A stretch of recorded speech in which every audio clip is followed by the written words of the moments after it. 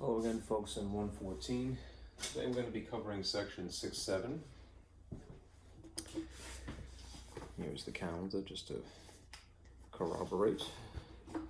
If that's the right word, but validate, what shall we say. Today is Tuesday, June 1st. So yes, indeed, section 6-7 is the name of the game. The packet that I have for you looks like this. It's not that hefty. It's a lot of diagrams that I made myself. Right, this is a summary, firstly, of the different incarnations of the line equation. They look like different things, but they're really referring to the same thing, namely a line equation. Right, and depending upon the circumstances, you may prefer to have something written in this arrangement or that. And we'll go into it. Now, the real essence of the section 6-7 is solving systems of equations, which is essentially an equation stacked on another equation. At least that's visually what it looks like. You can solve the system by graphing, via substitution, or by elimination. Right? If you had a three-variable system, you would need three equations, and then you might employ something called Gaussian elimination, but you're not actually responsible for that. Let's see. Okay. This is less practical, more theoretical. It's the sort of the organization of systems, how you might classify them. There are consistent systems and there are inconsistent systems, which you could tell based upon the graphs. All right. You could also tell, looking at the actual numbers involved, but that's less obvious until you get down to the bottom a lot of times, and you look at the solutions. Okay.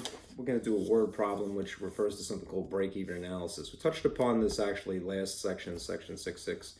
I felt prematurely, but it came up in the book. Anyhow, they more thoroughly discuss it in 6-7, so I decided to make a diagram to summarize. And then there's an example of writing equations, systems, based upon what you read. So word problem for that, and for mixtures. Okay, so if you're following along, do print that out, especially these diagrams. I think these are helpful. They'll help you decide what incarnation of the equation you'll use. Let me turn the projector on now. And we'll get rolling here. Alright, hopefully the light will not be too bad.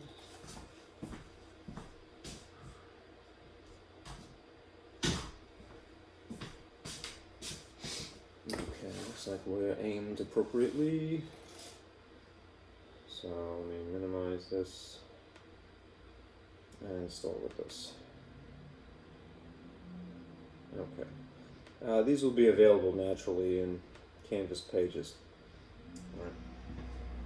There are essentially four different ways that you can be given a line equation, or what would eventually be translated into a line equation. We often think of it as this one, the slope-intercept form, where you can very obviously see it's set solved for y, meaning y is alone on one side. That's more or less the ideal situation for graphing. As you know at this point, this is the go-to method for graphing as well, because it has a coordinate in it immediately you can read. And if you needed to establish a second point, as you would for a line, you could use the slope, right, to establish an infinite number of extra points. All right, so this is the easiest way to graph, and you would prefer things to be arranged that way. Right? How to tell it apart from anything else? Well, there's one y and there's one x, essentially. Right? You do have to conform to the etiquette of the slope being more or less in the middle, and the y-intercept being on the far right, and the y being on the far left. Right? However, the real essence of it is that there is a y on one side, one y, and there is one x on the opposite side. Right? So if you have something like that, you're at least close to the slope-intercept form. You've probably heard of this as well, the point slope form. This is something that would, when you are given a point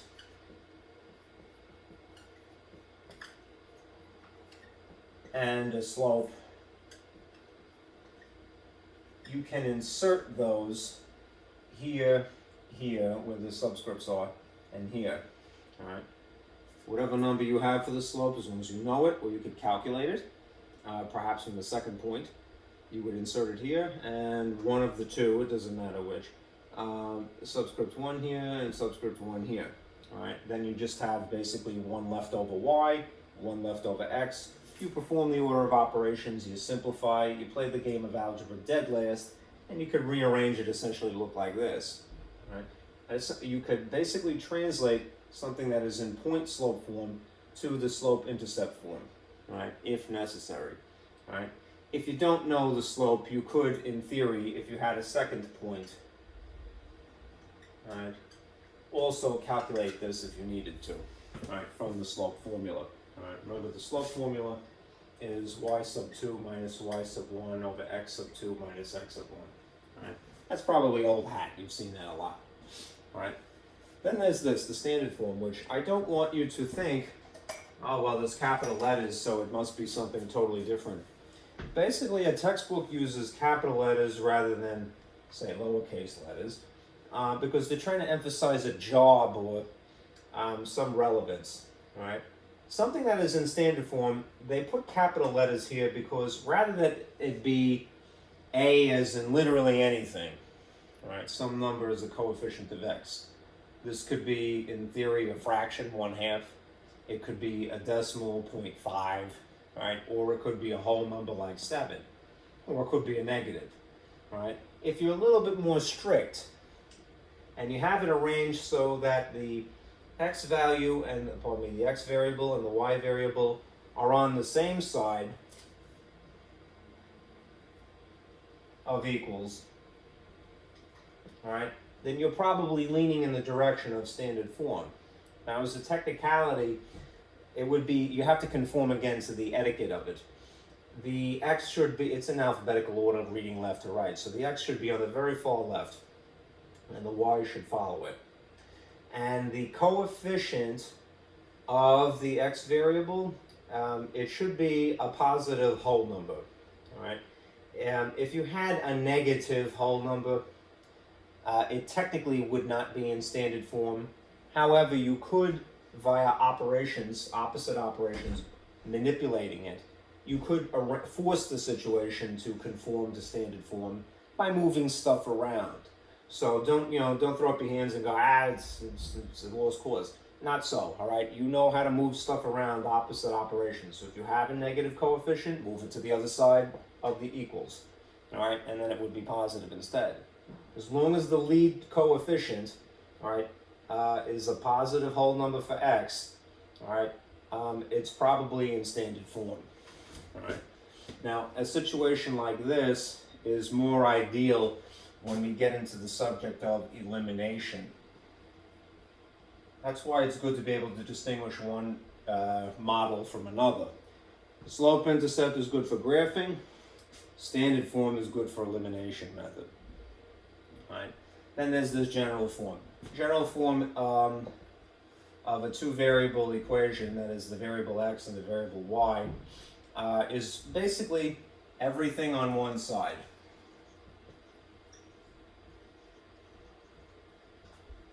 All right. 0 on the other. That is to say, the x, the y, and if there happens to be a constant, that's all on the left, and then it's set equal to 0. It's arranged that way algebraically. This does not really have a practical usage, at least not for our purposes, all right? It's really these two that are going to be emphasized in today, all right, section 6-7, all right? Whether you're trying to solve a system by elimination or whether you're trying to solve a system by graphing. And you already have experience doing this for sure, all right? Okay. Now, let me, before I turn off my projector, because I'm really going to have to keep it on a lot today, let me just show you what a system looks like.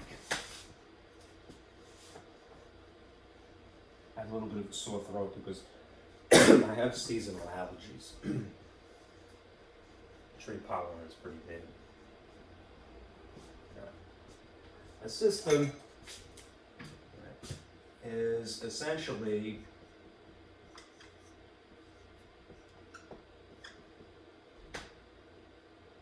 a stack of two or more equations. Right? That's what it looks like, right, visually. So if we're talking about a stack of line equations, right, then there'll be an x and a y.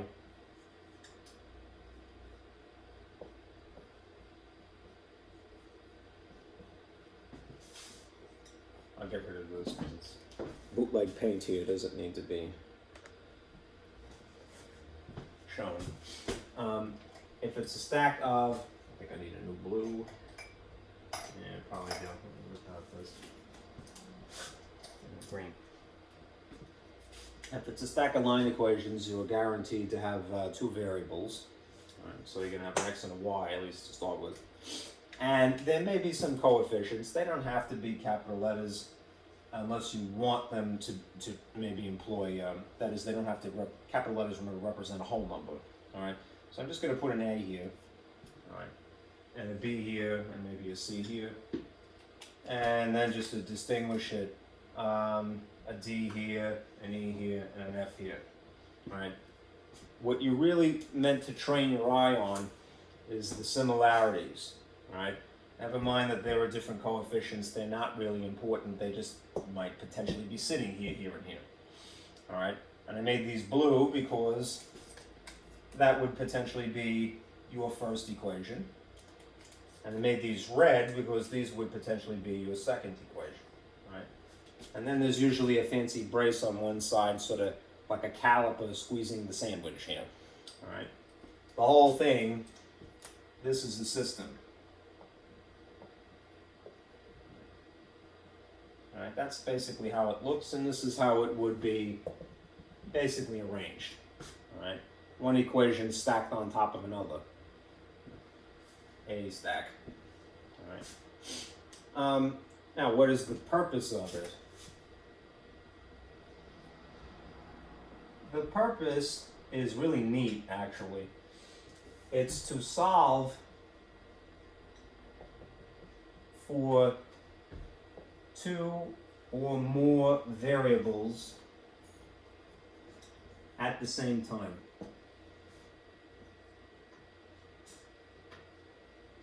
Simultaneously.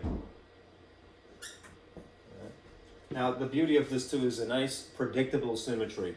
If you had, in theory, as you would maybe in a calculus class or maybe in some cases a trigonometry class, a system with three variables, remember this is one variable, a second variable, x and y. If you had a third variable, a z perhaps, you would need a third equation. If you were solving for four variables simultaneously, you would need a fourth equation in this stack. And eventually what happens is we don't really write it in this way because it becomes cumbersome the more equations you have piled up like a Dagwood sandwich. Right? What ends up happening is we just pay attention to the coefficients actually. Right? If we're comfortable, reasonably comfortable with going, well, there's two variables in both equations that are the same, then really what becomes important at that moment is that you just pay attention to the coefficients. This is a whole subject, all right, of math called linear algebra, which is basically the subject of matrices, right, in which you use your graphing calculator a lot in a situation like that to solve your system, right? But this is the basics, right, and this is really all that you're responsible for. The two variable situation, and it's not too complicated, right? There are three methods that you have to choose from, right? To figure out what x is, what y is, right? We need two equations to figure out two variables, right? And it's like that on up.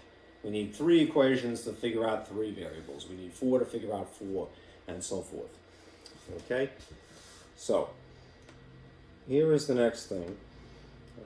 I made this yesterday to summarize. Spared myself a little trouble of writing it. How to solve systems of equations. Let me get rid of the gobbledygook here. You have 3 options: door number 1, door number 2, door number 3, if you will.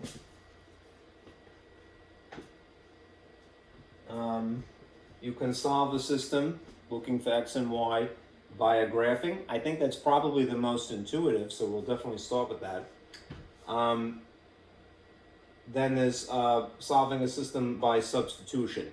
I think once people they're at least aware of these 3 methods, this is probably the go-to method, because a lot of times a person does not have a graphing calculator, nor do they have graph paper. So what they will fall back on is just algebraic techniques, and that's totally fine. All right, if you just have 2 variables to deal with, it's really no sweat. All right, elimination method is, for our purposes, kind of swatting a fly with a bazooka. You know, it's overkill. It will work. All right. And as a matter of fact, it's something that when you get into Gaussian elimination for 3 variables, you might want to rely on that. All right, but if for our purposes, although I'm going to go through the process with you, it is the most that takes getting used to, all right, to acclimate to, right, not to corrupt your opinion. All right. So let's go through these just as an overview. If we were going to choose, we know how to graph. We have experience. This is essentially what I wrote in purple here, in chalk duster fonts, because I rather like that. What is going on in this case? You're going to draw each line on the same plane. In other words, superimpose the 2 lines so that they cross, or at least you hope they cross. They don't always do that. That's not a guarantee. And basically, the point where they cross, that is the answer. All right. Remember, you're looking for 2 variables simultaneously. All right. So you want to know what x is, and you want to know what y is. All right. Well, a point is something, a point of intersection, the lines where they cross. All right. That is an x value and a y value because it's a point. All right. So that is one way to tell you. All right. When you go about the process of substitution, essentially what you're doing is this. You are going to rearrange the equation, one equation, so that you can insert the expression into the other. In other words, you're going to stuff half of one equation into the other. All right. That basically gets rid of one of the letters without really consciously thinking about it. And then, as a second step, you have to do something called back substitution. Because initially, you're going to start out with an expression which is not very satisfying. Then you're going to perform the order of operations to simplify. And then you will finally get a number. But you will only get one of the 2 variables immediately. So what you would have to do is then take that value and back substitute it. In other words, go back to the original equations or some form of them, and then essentially evaluate using that also. Okay. The last method, elimination. In a nutshell, this might be a little bit nebulous at first. Never fear. All right. The name of the game is cancellation. All right. You're gonna cause that. All right. If you're gonna go about the process of elimination, which is highly respectable, it totally works. All right. Is that you're going to essentially cause. You're gonna facilitate a cancellation effect. All right. It isn't always gonna do it naturally by itself. You're gonna make it do that. All right. How so? Well, how to make it do that? That could get a little hairy, but we'll get into it. You also at some point back substitute. Forgive me.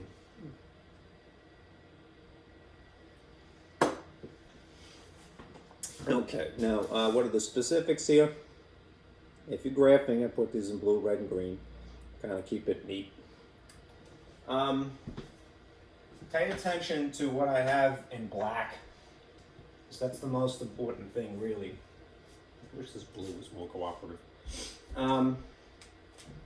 How you would like the equations to be arranged right off the bat if you're going to choose this method, or this method, right?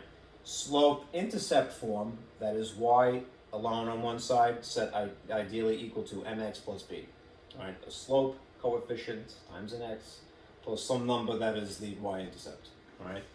If you're not given that to begin with, right, then rearrange it so that it does look that way, right? How so? Algebraically, right? Opposite operations. Then you're going to graph one line on a coordinate plane, and then you're going to graph the second line on the coordinate plane, and then you're going to consider the possible outcomes. There's another slide I'm going to show you. All right, that's system classification. The ideal situation, which would probably happen 9 times out of 10, is that they do in fact have lines that cross. All right, and then you get the satisfying answer of the point of intersection is the answer that you're looking for. You just have to read the graph. But there are 2 other situations that are possible. That they don't touch at all, or that they touch everywhere, which means that they are riding on top of each other. Essentially, it's the same line, just disguised. All right? We'll get there. All right? If you're going to employ the substitution method, which again, I think with experience, most people gravitate towards doing it this way, you're going to rearrange your equations to look like this, right? If it's given to you this way up front, that it's x equals something, or y equals something, great. But if it's not given to you that way, you will strategically arrange things via algebra, right, to make them look like that, right? X equals some expression, y equals some expression, whichever one you prefer, it doesn't matter. Then you're going to take the half of that one equation, that expression, and you're going to insert it into the other equation to solve, right? What you do without consciously thinking about it in that process is you're really eliminating a letter of one of the variables, but you're not really thinking about it, all right? Anyhow, it's just pure algebra, really. And then you back substitute eventually to determine the value to solve for the other variable. Back substitute the determined value to solve for the other variable, right? It's basically a 2 or 3 step process. This again, swatting a fly with a bazooka. If you are going to go this route, the ideal situation is that you have standard form of a linear equation. That is a positive whole number x, and then a whole number y, and then a constant whole number on the opposite side. All right. If it isn't given to you that way, you can force the situation by a lot of manipulation. Just got to be careful. All right. I chose to use this word. All right, because it summarizes 2 things at once. You want to collimate, all right? What I mean by that is you're going to stack the equations as you had seen earlier, one equation situated on top of another. But you also want to align them, which means that you kind of want to form a column of like terms. Now, normally you wouldn't dare try to blend together the parts of one equation into another, right? You would be like, oh no, I'm violating some math law and I'll go straight to math hell.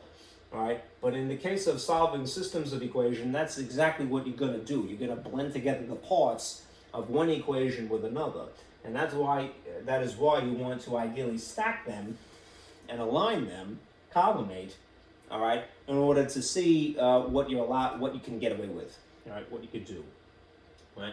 Then, when you analyze, you're going to choose a letter that you'd like to eliminate, right, get rid of. If we're dealing with x's and y's really, right, then you might choose to get rid of x, you might choose to get rid of y, but it depends on the unique circumstances of the problem. Sometimes it might be easier to do y instead of x. You learn with experience. It's not something you notice right away. All right. How do you make things cancel? Well, you add or subtract depending upon what the signs are. All right. Again, you blend together the parts of the top equation with the bottom equation, according to their like term, their letter, and their degree. When it is necessary, and this is the hard part for people oftentimes, when it is necessary, you can further manipulate the situation to your advantage.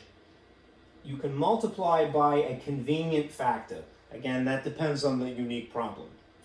And you choose that because in a way that it would promote cancellation, right?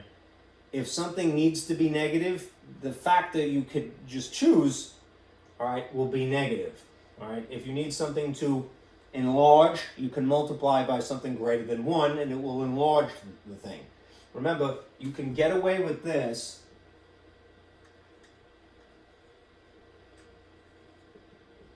as long as you're consistent.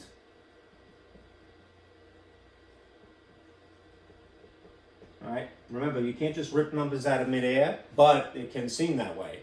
All right, as long as you apply the convenient factor that you choose strategically, as long as you apply it to all parts in the equation, both sides of equals, everything is legit, right? And you don't have to worry that you're violating some kind of a rule, all right? And then eventually, again, you will back substitute, all right? Now, we're going to do an example of each of these, but I'm going to show you the graphing one first because we had practice graphing, all right? And before I do that, I want to show you one more slide about what the pictures might look like. Right? That's the systems classification page. The labels that you see, consistent, inconsistent, independent, dependent, they're good to know, but they're not imperative. Right? So as long as you find this diagram helpful to summarize, please do keep it and then use it when you're asked the question, well, what kind of system it is and what sort of equations do you have, all right? I meant that to summarize, all right? What I'm really after right now, because we're going to be graphing, is getting you acclimated to looking at the system to see if it looks like this, crosses, all right, where lines cross, or when lines overlap into infinity. Right, you can see that one, I made a red line and a blue line, so the overlap is purple naturally. Or when you have this situation, when they are parallel, right? Parallel lines never cross, right? In terms of the number of answers, the number of solutions, these have one solution X and one solution Y, all right? Which a lot of times, if you're writing it fancy, might be in braces like so, in the style of an ordered pair, all right? It's the point that is the solution, right, to the system. That's what they have in common. Nothing else matches, just that one point, all right? When you think about the number of answers for a situation where the lines perfectly overlap, they have basically infinite solutions, right, which is what I wrote here.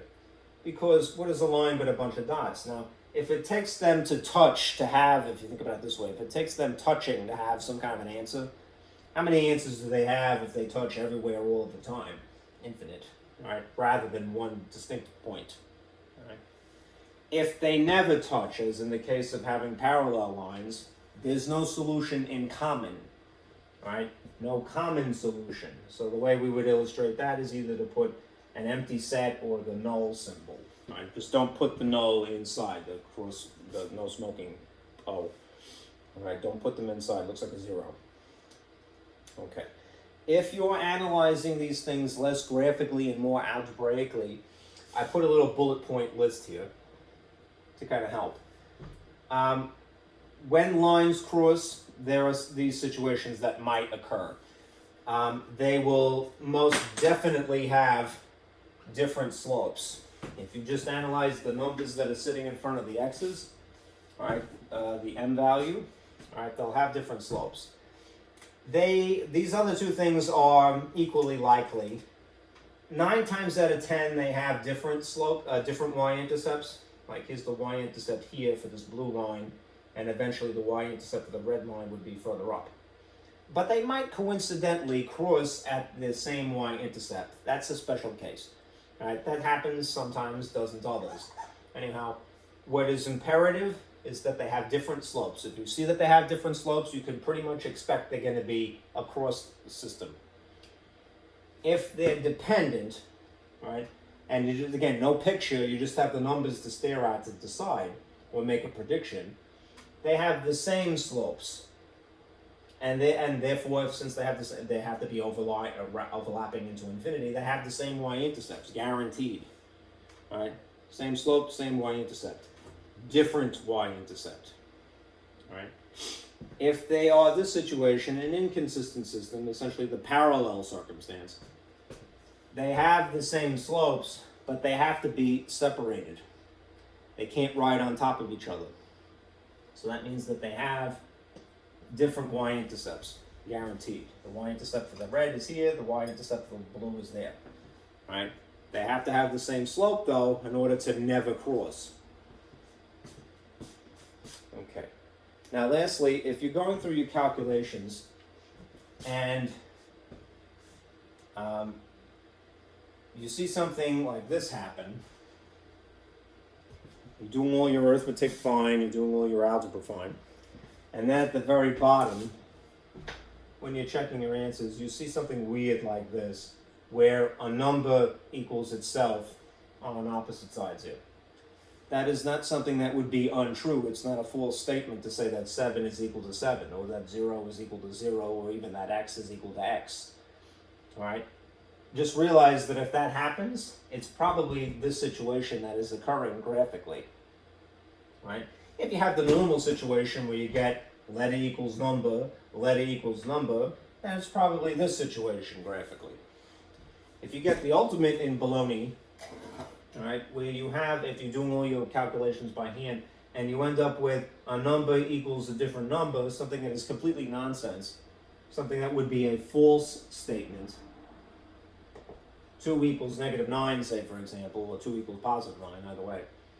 That's probably this situation, right, where there's no solution in common. Right? So just be aware of that. There's more than one way to basically predict what's going on here. Okay? This is the ideal situation. You want the lines to cross, but it doesn't always happen, right? Okay? So just be aware of that, right? Now let's do an example of graphing.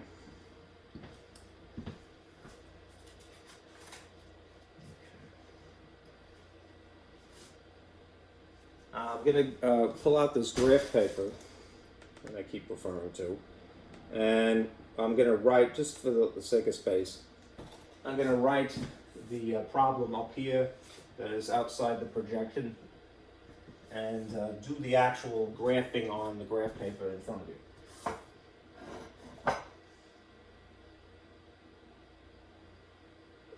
Okay, so let's say that this is our example. Right, we are given a system to graph that looks like this. I'll make it 2 different colors if I can help it. Equation number 1 will be x plus y equals 4. And equation number 2, which again I'm circling for labels, is 2x minus y is equal to -1. Okay. All right, we have our little math sandwich here being caliperized, if that's even a word. It's squeezed by a caliper to group them together. You won't see this too often in a textbook, but I wanna corrupt you. I truly do, in what I consider a good way. Take the time to label your equations. If this is the one on top, let's call it 1. If this is the one on the bottom, let's call it 2. If in theory there was the third one, let's call it 3.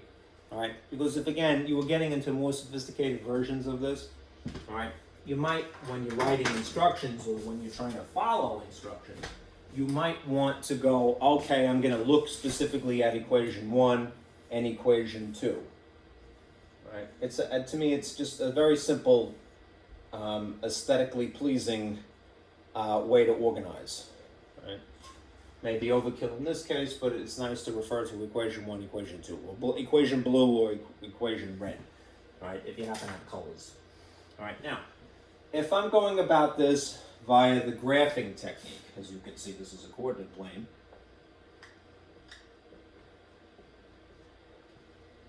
And what I have to do is manipulate each one of these because they're not in the conducive form of the line equation, which would be slope-intercept form. So I'm going to rewrite these in the rearranged form. In this case, the blue equation, there is no coefficient of y. The only thing that I would need to move in theory is the x, so I'd have to plop it over here on the opposite side. right? If you assume that this is a positive x, what would it naturally be on the opposite side? For the sake of space, I'm just going to write the outcome here, all right? You would have to subtract x, the x's would cancel. You would put it next to the 4, but you can't blend it together with 4, so you're just going to write them adjacent, all right? If you conform to the good etiquette of math, slope-intercept form, we would prefer to have the x portion of the show here in the middle. So I'm going to strategically write minus x and then put the positive 4 after it, okay? This one is maybe a little bit more work because you have a negative sign here, but it's not drastic. All right. In this case, if you're going to rearrange it to be y equals instead, then first move the 2x over to the opposite side via opposite operations. One would assume it is a positive 2x to begin with. So if you move it from over equals, you are going to subtract, right? And in that instance, you're going to get, to start with, a negative 2x, right, as a result of moving this from here to here. Right. And then you have to take care of one little issue, right? Meanwhile, there's a minus 1 still floating around. This is a negative y. So there's technically a coefficient of negative 1 there. All right, you could just reason to yourself that, all right, I'll just reverse all the signs and everything will be hunky-dory. That's cool, all right, that would work. All right, but if you want the justification for why it would work, you're really dividing by negative 1 to simplify here, and then you're doing it to each of these things, all right? Which means that the end result for the red one would look like this, all right? Positive y is equal to negative 2 divided by, negative 1, which is a positive overall. That means it's really just positive 2, x. And negative 1 divided by negative 1, which is just positive 1. Okay? Now we're good to go. All right. Now, again, as far as graphing by hand is concerned, we're going to try to just do it the easy way out of all our different methods for graphing, which is to pluck out the useful information. This is the y-intercept. So at the coordinate of 0, 4, I'm going to put a blue dot. 0 is neither left nor right, but positive 4 is up 4. So 1, 2, 3, 4, you'd put a dot right there. And then if this is the slope of negative x, we would again interpret that as, well, it's negative 1. All right, which means that you could write it as negative 1 over positive 1. All right. If you wanted to reverse it so that the negative was on the bottom, that's totally fine. My tendency is always to attach the negative that you see here onto the top, so I don't have to worry about it. Anyhow, the top part is a y movement, so that would be 1 down. And the bottom is a left or right movement, an x movement, so this would be 1 towards the right. All right, just don't make the mistake of going back to the origin and treating it like an ordered pair, because it technically isn't. All right, you're going to start right where you left off here. So, from this position, all right, you can go 1 to the right and 1 down and land there, or do the y portion first, because again, it's not really coordinates, it's a slope. All right, so you have the freedom of choice. You can go down 1 and then over to the right.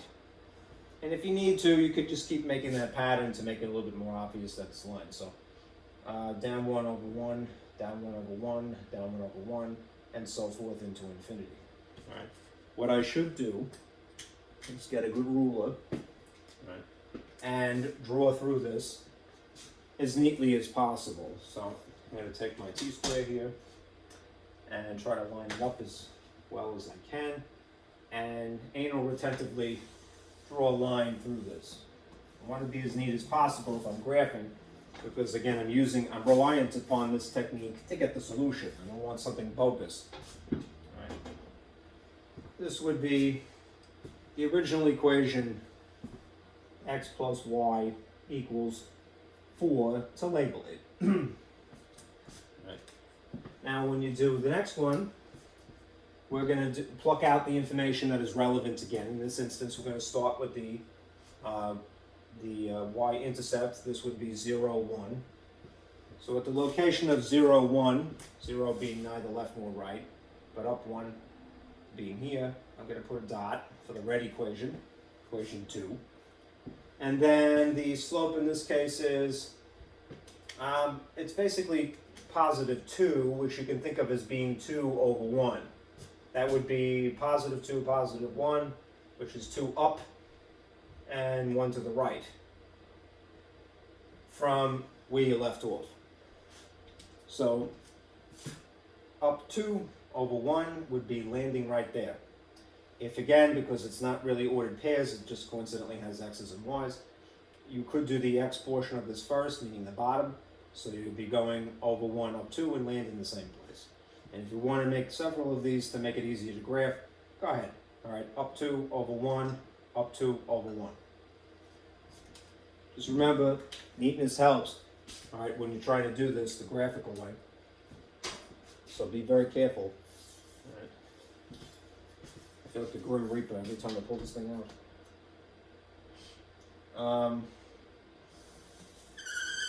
Yeah. All right. As you can see, I'm taking my own advice here.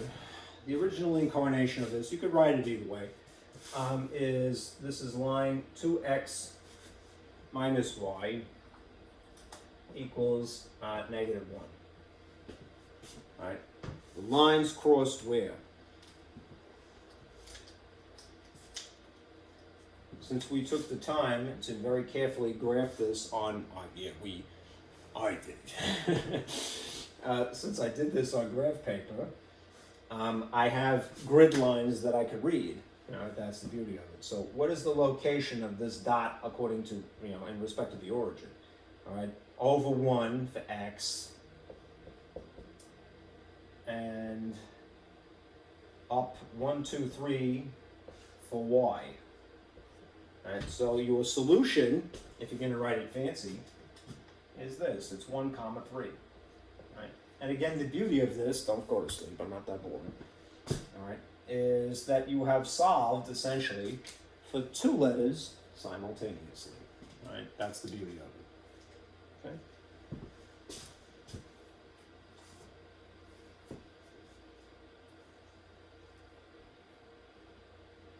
All right. If you are given a point and you are asked to prove that it is in fact the solution to this system, just beware, right? When checking, right, you'd have to basically plug in x equals 1 and y equals 3 into both equations to verify.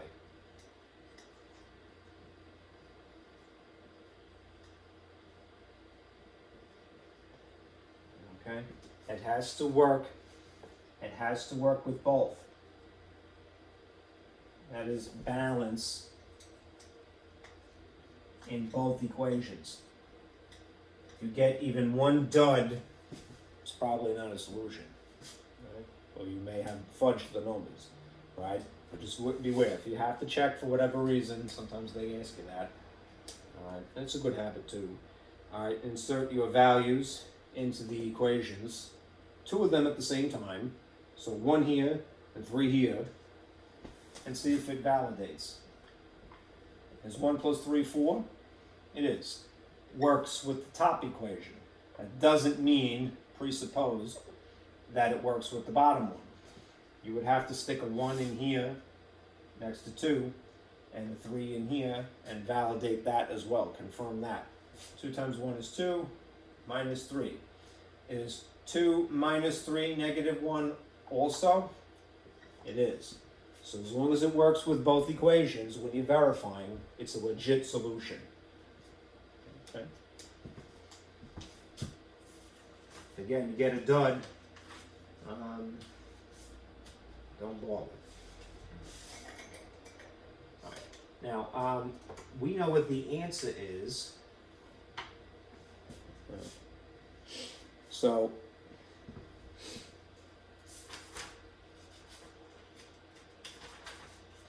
let me show you how to do it via substitution method instead.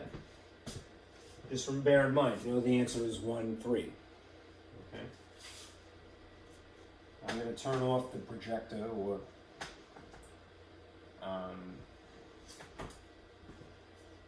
minimize it so that the graph paper is out of the way.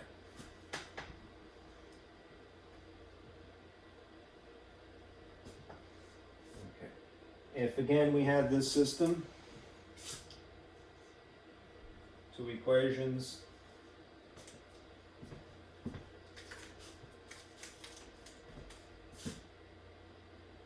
x plus y equals 4.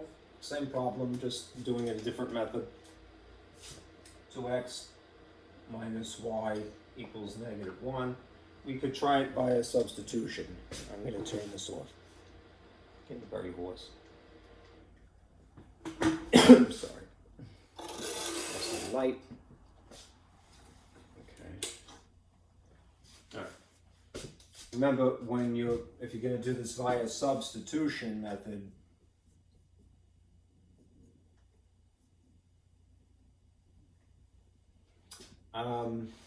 you want to arrange one or the other so that it is either x equals something or y equals something. Right? I think it's arguably easier to just move y in this case. Right? So I'm going to go with the x equals something route. Okay? That means that rearrange, this would be 4 minus y. Now come, because if it's a positive y on the left and I move it to the right, it becomes a negative. All right. I'm less concerned with moving things to the middle, as in the case of the x and the coefficient that is the slope, because I'm not really conforming the slope-intercept form. I'm just trying to get x to be alone on one side. I'm solving for x and nothing more. Okay.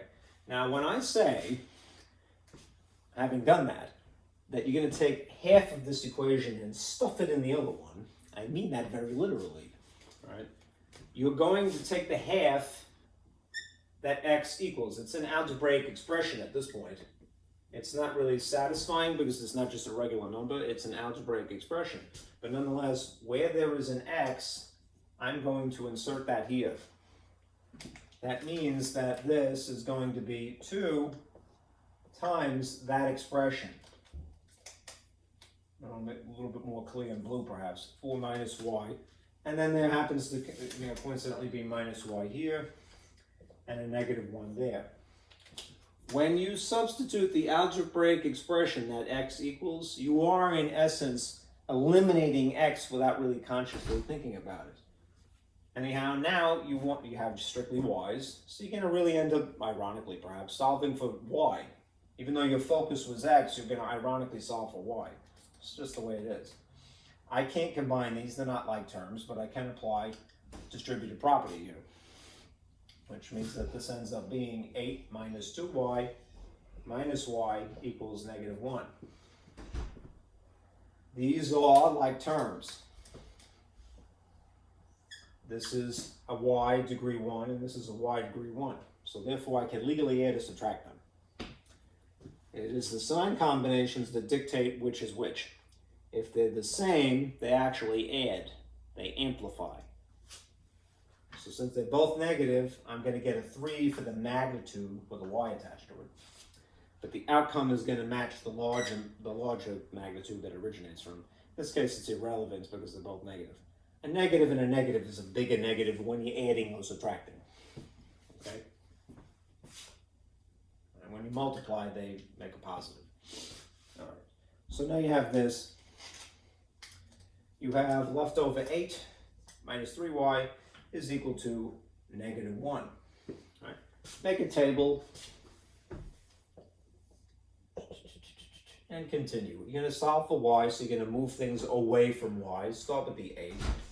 if this is a positive 8, to justify moving it from here over equals, I'm going to subtract 8 from here and here. And these will cancel. And then you're left with minus 3y, I'm sorry. And then again, same signs, add them. You get a bigger negative. A negative is a bigger negative, so it's negative 9. What do I have to do to solve for y now? To get this 3 over equals, I would have to do the opposite of multiplying, which is namely dividing by negative 3 both sides. That's the beauty of algebra. This simplifies to 1, these become a positive. Right? What does this mean? It means that y is equal to positive 3, which is something we already knew because we had graphed it. Right. Now, we've only gotten one letter in spite of all of our trouble here. All right. We are now going to back substitute, right, to figure out what x is. And in that case, it's pretty easy. Just take this thing that is already arranged, solve for x, and stick a 3 right there. All right. So 4 minus 3 is 1. Therefore, x is equal to positive 1 as previously predicted. Okay. Let's do one more of these substitutions and then we'll move on. Different problem now. What time is it?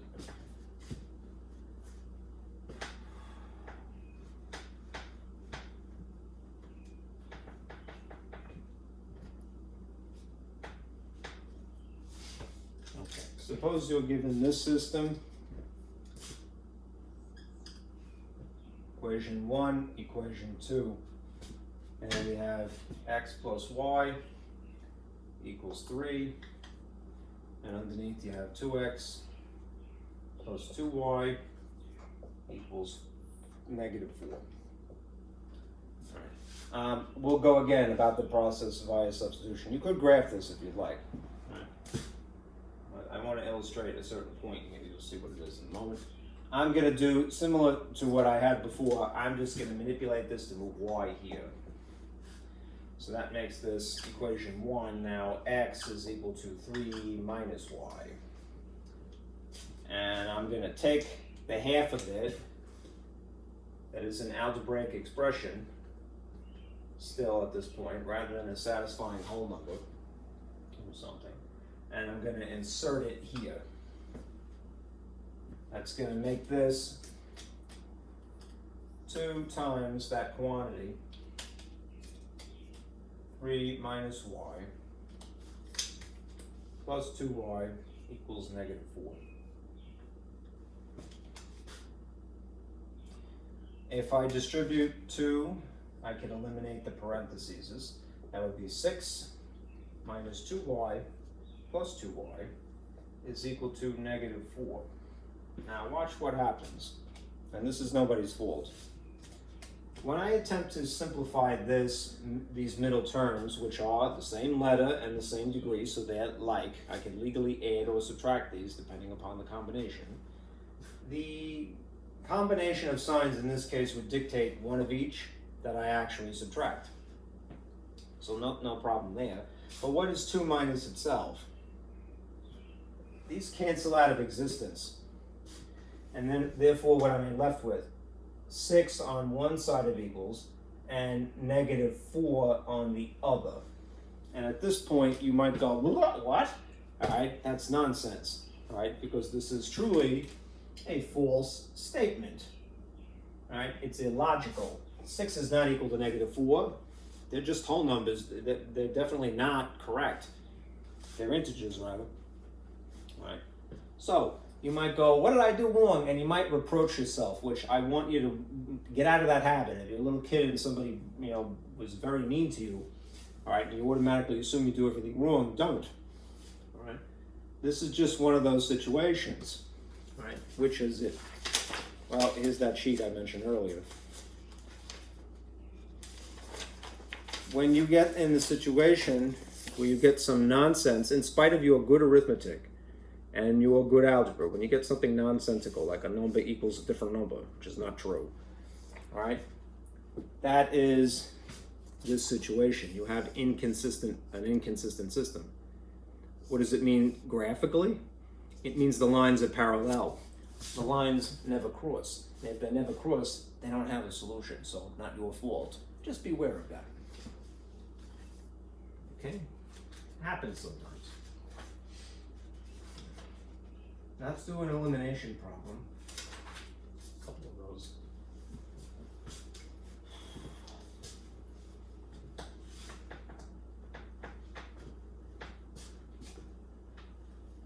You'll see that technique.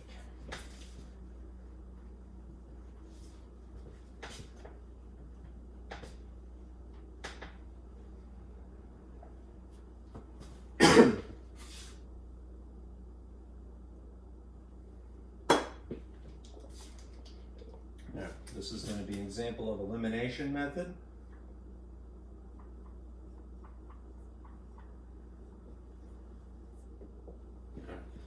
And the system will look like this. Two equations, and I'll put them in colors here.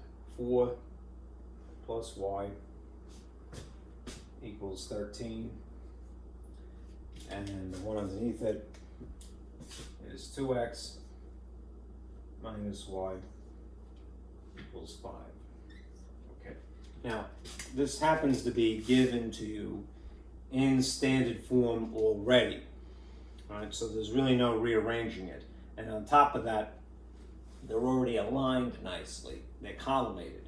What I would do, just as sort of a visual aid, put on guidelines. So since we're going to attempt to blend together things that are like terms here, build a table as you normally would. All right. I'd like to draw dashed lines down to equals. That's one column, if you will, left, right.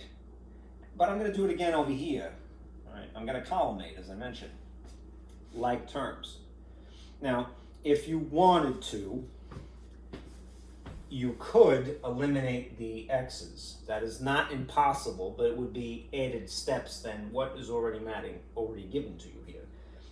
The present is that you already have things that would cancel if you added or subtracted. So you don't really have to morph the appearance of this really at all. Right? You can add or subtract immediately in this particular problem. Like terms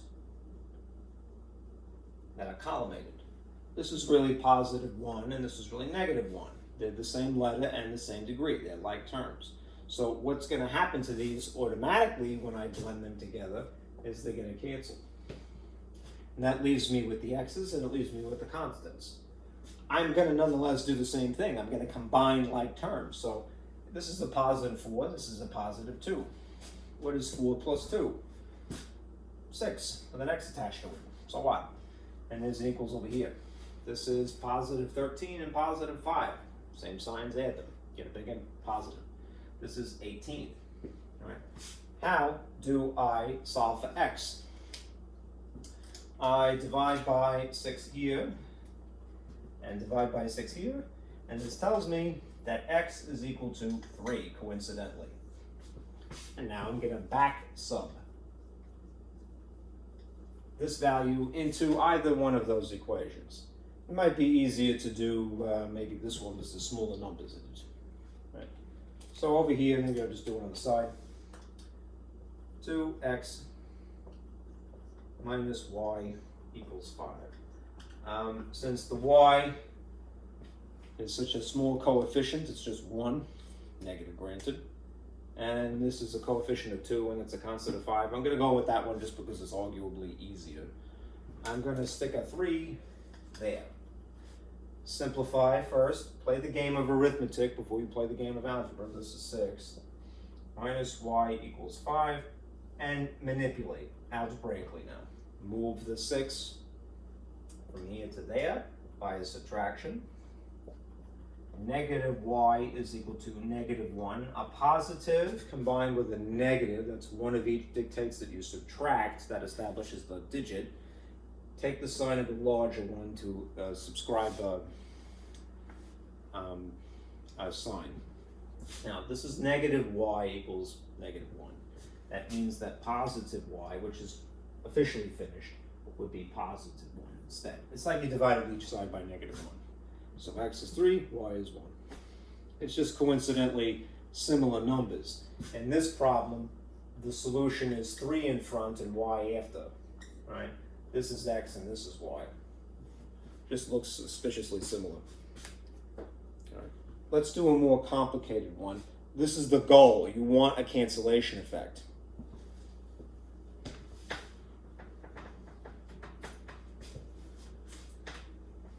And this is why I say labeling might be a good idea.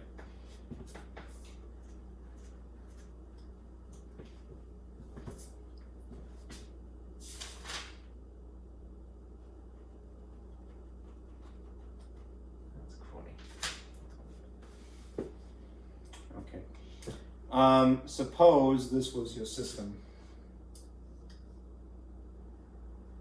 1, 2, and you had 4x minus y equals 2, and 3x, I want red, sorry. This happens to be a good green today, but I'm not trusting it. 3x plus 2y equals 7. Okay. Now, let's verify some things first. Are these in standard form? That's a positive whole number attached to x. And this would be a whole number 1, just to fill in the void. And that's a constant of 2. So far, so good. That is also a positive whole number. This is a whole number 2, and that is a constant of 7. And they're collimated nicely. So I'm going to draw my table. I may not get very far, but I'm still going to arrange it, all right, into my columns. Okay. Now, if you stare at it, is there anything immediately that if you tried to combine them by adding a subtraction that would cancel immediately? There isn't, because this is a coefficient of 1, and that is a coefficient of 2. So what you will have to try to conceive of is try to think of what would cancel.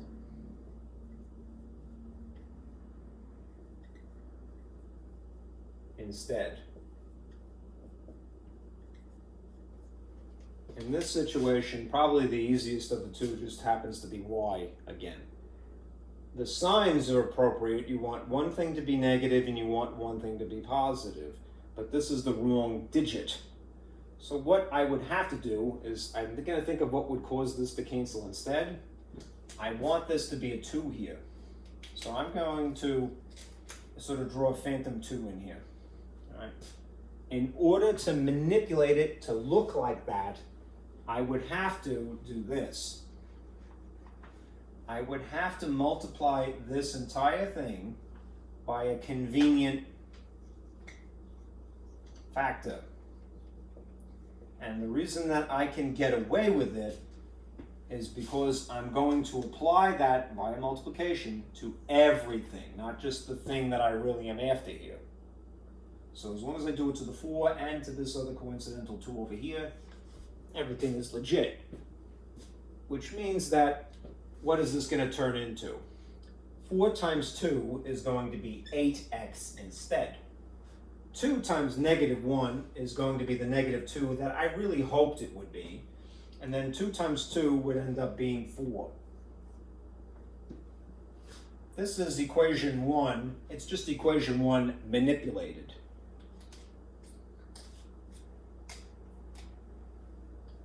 Equation 2 remains in this particular problem unchanged.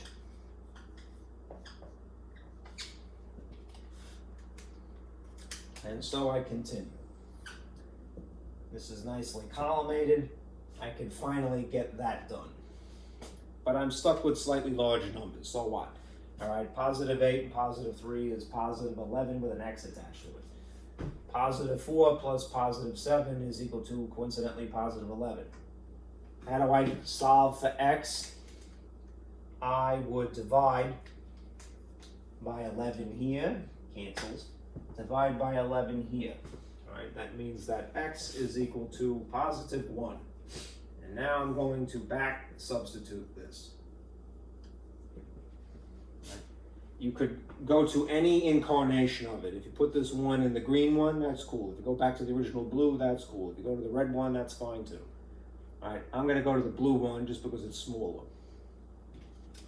So if I use 4 times x minus 1 equals 2, and I stick the value of 1 in here, that reduces this to 4 minus y equals 2. And I'm going to move 4 over equals, so I'm going to subtract. Negative y is equal to a positive, one of each, and a negative, one of each dictates I subtract, so the digit is 2, and it takes the sign of the negative, so it's negative 2. And since this is negative y, the positive answer would be positive 2. So those are your two answers. 1, 2. That's an x, that's a y. Right? It's not too bad, right? It takes a little getting used to, but it makes you more and more strategic as a mental exercise. So it's a good thing, right? The hard part, again, is deciding what the convenient factor is. You can't really, it's very difficult to give somebody an established rule that works 100% of the time because it doesn't. It depends, because there are infinite numbers, there are an infinite number of combinations here. So you really, you have to sort of judge it based upon the problem at hand. Right? If you had another problem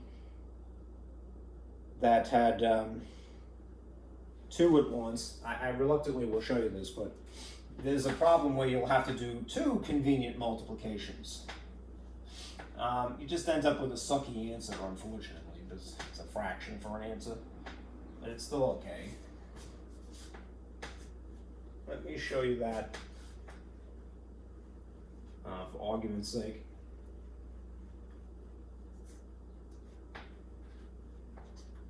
Okay. This is B, also elimination. I need the space though, so I'm going to write it like this. Okay. Suppose that this is your original system. Equation 1, equation 2.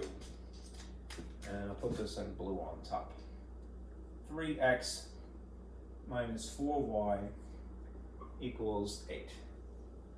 And equation 2 is 2x plus 3y equals 9. Okay. Now, again, you always check to see, is it in standard form? It happens to be already, so there's no real messing around with it.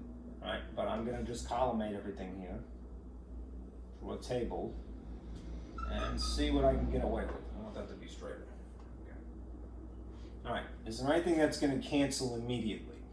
No, unfortunately not. All right. There is something that is already a negative here. That's to our advantage.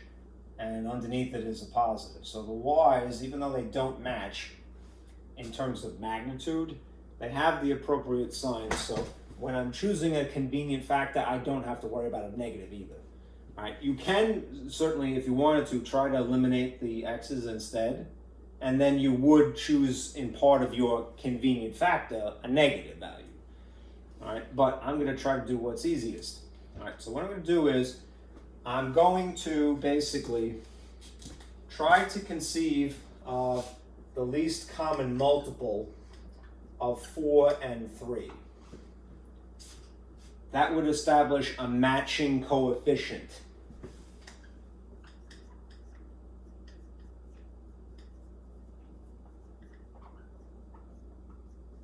To cancel. And the ideal is, if it's the least common multiple, it's the smallest possible combination.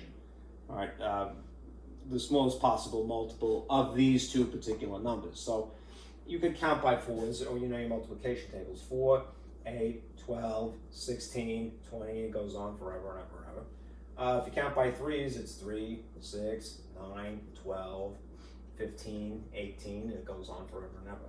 What is the smallest number that matches first? Because they would have an infinite number of matches. It's 12. Okay. That's what I'm going to hope the matching coefficient will be. In other words, I want there to be a 12 here, and I want there to be a 12 here, because then they'll cancel. One is negative, one is positive already. Now, how do I cause that? How do I facilitate the cancellation effect? The convenient factor that I'm going to apply here is not going to be enough. I'm going to have to find a different convenient factor that's going to be applied there on the red as well. So let me put these in parentheses.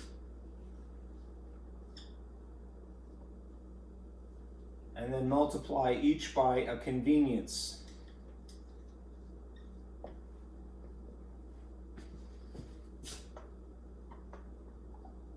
Okay. In the case of the top one, if I want 4 to mutate into 12, I would have to multiply by 3.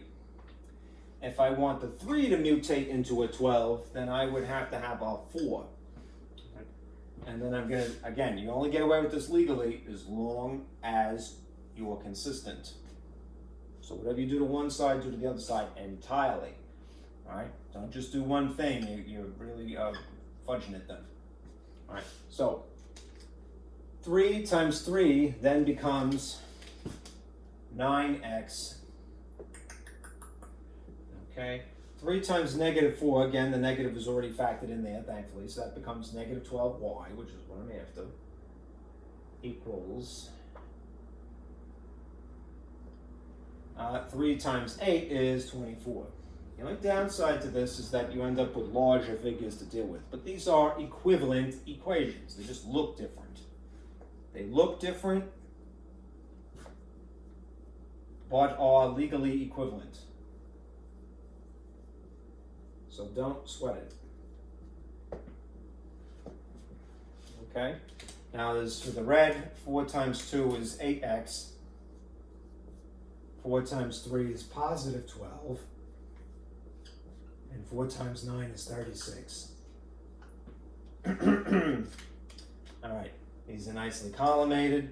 I'm going to do what I was after to begin with, which is a cancellation effect. It just coincidentally happens to be 11 again. Pardon the y's again. So I'm going to combine these, same signs, add, get a 17. These happen to be same signs as well. I'm going to add. This is just a crummy number. All right, so 4 and 6 is 10, carry the 1 is 60. All right. This particular problem, you get a sucky fraction, an improper fraction as an answer, but it is legit.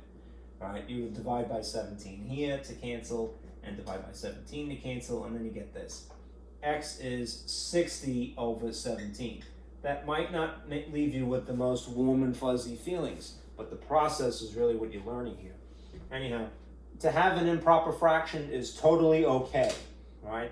The ideal is that it is a simplified fraction. So in other words, you can't reduce the top thing in comparison in relation to the bottom thing, right? 17 is a prime number, right? It has 2 factors, 1 and 17. 60 does not have 17 as a factor, so that's simplified. Right? What you would have to do is you would have to back substitute this stuff, which can get a little cumbersome, but it's not impossible either. Right. Again, you take your value and you insert it in any incarnation of this that you like. Arguably, it would be better to choose the thing that has the smallest numbers involved here overall. Right. I think arguably the red one, that was the original one. So we'll see what we get. I'm going to borrow this red. This is getting a little dull, so I'll put that aside.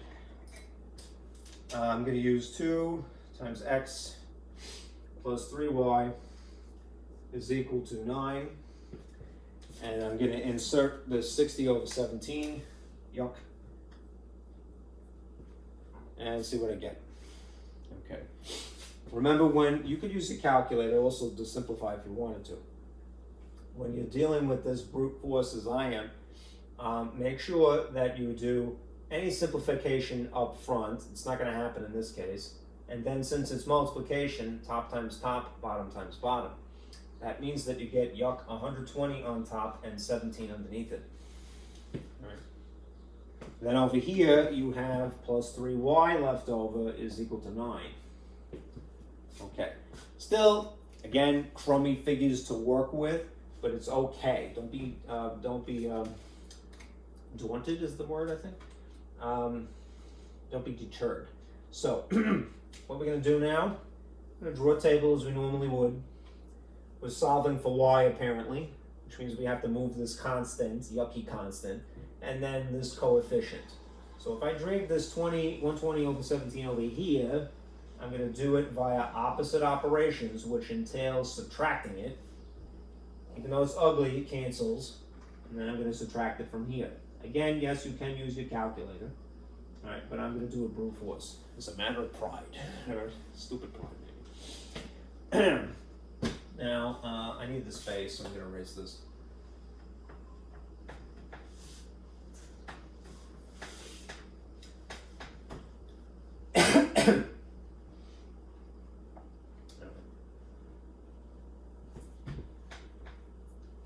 All right, what's going on over here, I'm going to write here. You have 3y, and on the opposite side, you have 9, and then this figure, negative 120 over 17. All right, again, if I'm doing this brute force, as you can see, all right, I'm going to take a couple of things into consideration. This is a positive 9. And if I want to look at in the style of a fraction, it would be 9 over 1. Right? If I have one of each sign, as I do here, I'm going to have to subtract. I'm just going to make a note to remind myself.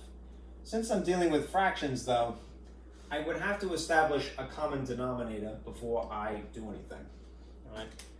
The denominators involved here are 1 and 17. So the common denominator would inevitably have to be this. 17 and 17. That means, thankfully, this is not going to change. 17 times 1 is just itself, all right? And 120 times 1 is still 120. Granted, it's a negative. All right. Consistency is the name of the game. What would it take to change this 1 into a 17? I'd have to multiply by 17. If I do that to the bottom, my hands are tied. I'm obligated for the sake of consistency to do to the top. That means that I would have to multiply 9, what was there, times 17 to figure out what this newfangled incarnation of this would be. 9 times 17, 7 times 9 is 63, carry the 6. 6 times 1 is 9, 9 plus 6 is 153. A terrible figure, but it's okay. It's all legit. So, now that I have a common denominator, I can legally combine these numerators, right? Which really entails just subtracting. 3 minus 0 is 3. 5 minus 2 is 3. 1 minus 1 would be 0, which is superfluous. I don't have to write that. The denominator is 17. The sign would match the larger magnitude, which would be a positive in this case. This is x. X is 33 over 17. Pardon me, this is y, what was I? Oh, no, I'm not done yet. Shame, Ziegler. That's just the adding. I'm subtracting in this case. Sorry. This is still equal to 3y. Okay, so again, brute force. If I'm going to move this 3 coefficient to solve for y, as I should, then what I have to do is perform the opposite operation. The opposite of multiplying by 3 is to divide by 3. There's a cancellation effect here. Being that I have a fraction here, I'm not going to write the bar style of division. I'm going to use the traditional colon with the line through it, just temporarily. All right? I'm dividing by 3 here to cancel. I'm dividing by 3 here to balance. Now remember, when you divide fractions, the trick is to keep, change, flip. Right? You basically correct for the change in operation by flipping this to its reciprocal. Right? So if it's 3, it's 3 over 1. Right? That flipped is 1/3. Right? That's to our advantage anyway, because if this is 33 over 17, I'm going to change it to multiplication instead. And I'm going to flip this to 1 over 3, and I could cross simplify the 3 and the 33. So I get something less ugly than what it is. All right. The common factor, the GCF of this figure down below the line, and this figure 33 above the line, is 3 itself. So I can simplify using that. 3 divided by 3 is 1. 33 divided by 3 is 11. All right. Leftover times top means that y is equal to 11, and bottom times bottom left over is 17. These are your two ugly answers. Right? X is 60 over 17, yuck, PU, right? And y is 11 over 17. Right? It is what it is. Right? All right, that's your worst case scenario. You can hack that, you can do any of it. Now, let me show you the diagram that I made for break even. We'll continue.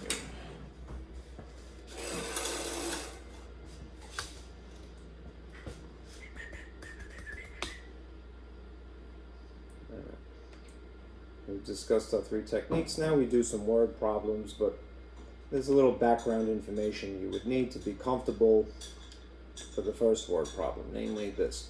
Break-even analysis. This is business math, basically.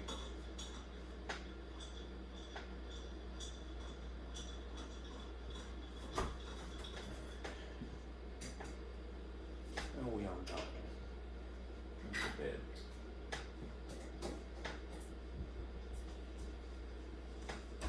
Okay, this is to summarize these concepts. All right. Break-even analysis is essentially a system of 2 linear equations. All right. There's going to be equations that are dedicated to costs, which is essentially the expenses that a business has, and an equation for revenue, which is basically whatever they started with in terms of money and anything that is earned, so income. Right. Generally speaking, you add income and you subtract costs. All right. Now, the thing is, you have to acclimate to their labeling, right? Math world, remember, is usually X's and Y's. Right? In business math, what they'll do is they'll adapt the model that we have of slope-intercept so that it more closely resembles the situation described as revenue or cost. So the Y, in the case of the cost equation, would be replaced with a C, right?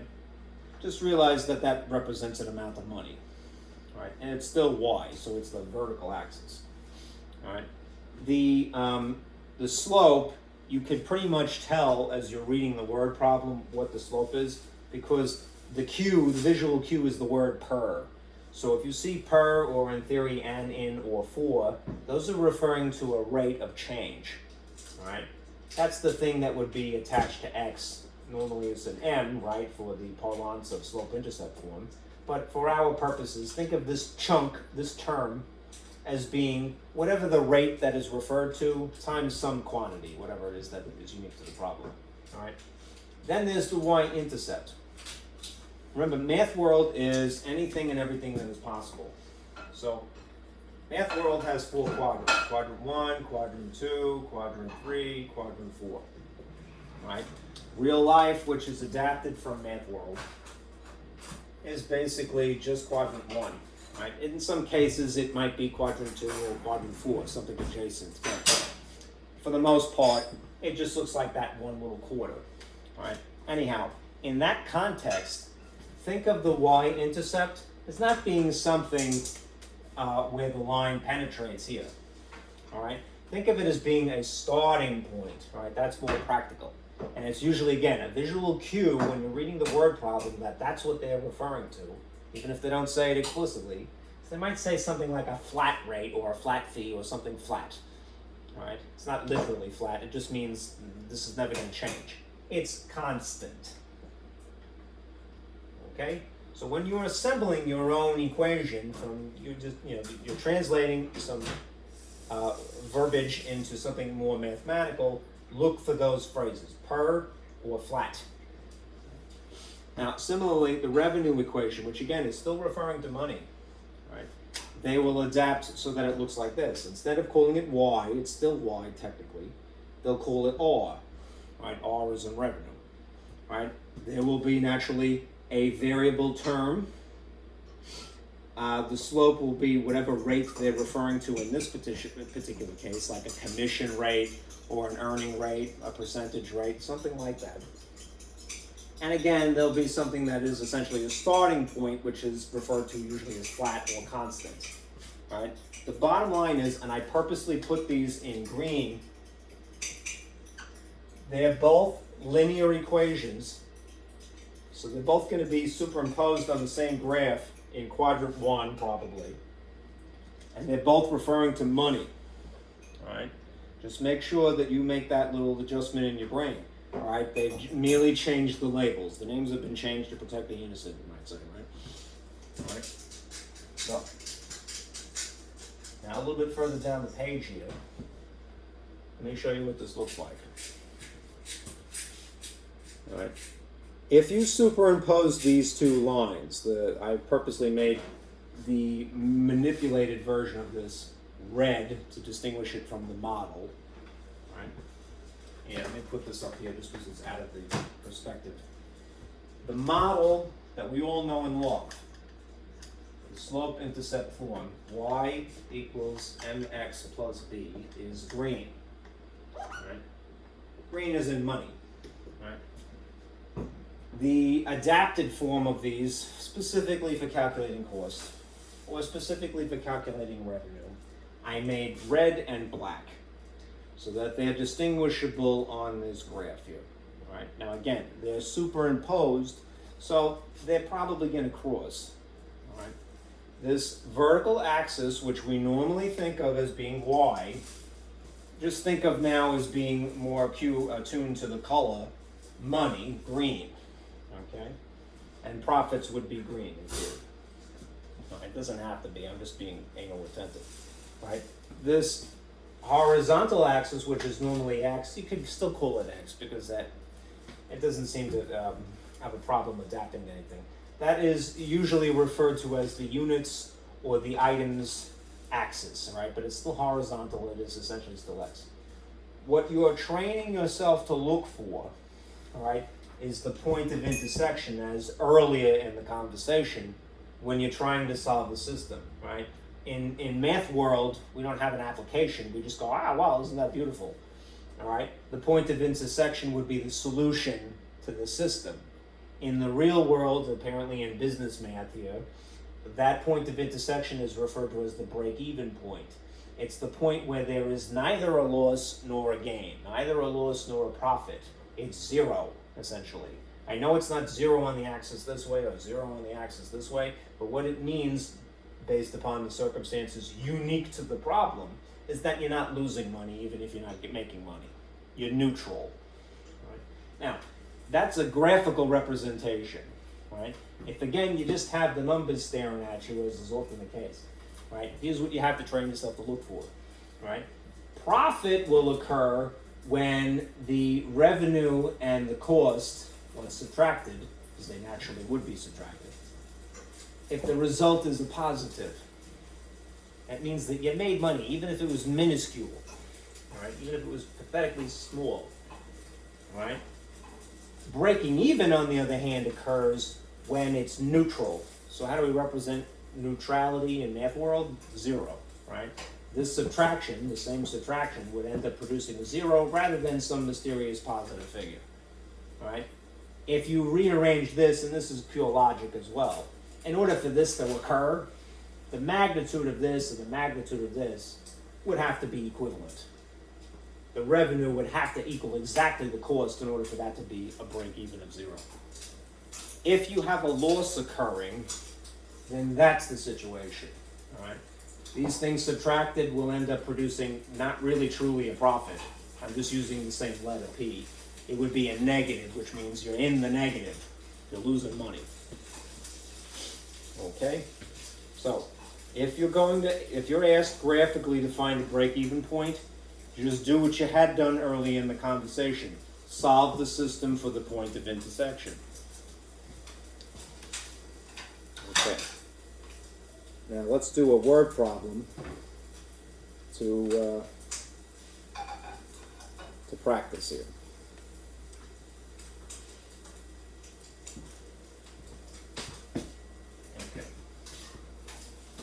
At a toy show, Rich can sell model trains for $35. Let me put some things up here. This is a little too faint, unfortunately, in green, so I'm going to write this in blue. The model that we always use, slope-intercept, is y equals mx plus b. Right? And we're training ourselves to look for the word rate or something implied by per, and, in, or for. And we're looking for flat or constant, something that implies this never changing. Okay. Rich can sell model trains for $35. The cost of making these are a fixed cost of $200, whatever coincidence. All right, and a production cost of $15 a piece. Already we've come up with another English word to add to our pile of things that imply a rate. All right, a piece is an example of a rate. All right, it's weird, right? Okay, so before we even move on, all right, let's start with maybe, I think, the easier one of the two. All right, not to corrupt your opinion. And I'm going to make it in red, just to be consistent. This mentions the cost right off the bat. All right, the cost for making these are equals a fixed cost of $200, all right, and a production cost of $15 a piece. So I'm going to use the letter X, not that it has to be. All right. This is an example of a rate. So it would fit in this position in the model. All right. This is an example of a constant fixed cost. So this is the position it would fit in the model. All right. I'm just changing the label from Y to C for cost. All right. And that's about it. So 15, these are still dollars, and this is still dollars. And these things would be added, right, naturally, to build up the cost, right? That's equation 1, all right? Equation 2, which I'll put in black, all right, just to be consistent, is the profit or revenue, equation, all right? It's still going to borrow from this basic shape. It just might be a little bit shorter than it is normally. It just simply says that Rich can sell model trains for $35. If he's selling something, that's revenue. It's implied without explicitly stating it. All right? For $35. And nothing else is told to you about that. Now, that's $35 per train without them ever saying the word per train, which sucks because they take it for granted that you know that that is a rate. But one could reason it through, and you can't be afraid to do that. All right? So this is per train without explicitly being stated. All right. Therefore, the revenue R is equal to 35, and just to keep it in the same family of letters, X for the number of trains. All right. This is your second equation. Okay. Now, let's go through A, B, C here. All right. I think I kind of jumped the gun anyhow. It says write an equation representing Rich's cost. Yes, I did. All right. That's this. 15 times X plus 200 is equal to C. All right. Write an equation representing Rich's revenue. That is this. R is equal to 35X. Be consistent with the variable that is the variable representing number of trains. You could use T's instead of X's, but to me that's just, I like X. All right, now B. How many trains must he sell to break even? You already know from formulas, you could graph these if you really want to, all right? But we have those formulas, which I'll just flash here without switching the slide on the sheet here.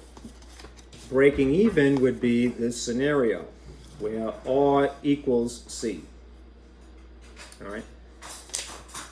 So what we'll have is to set these equations equal to each other, essentially. All right. I'll put this here. Breaking even, I'll put it in blue.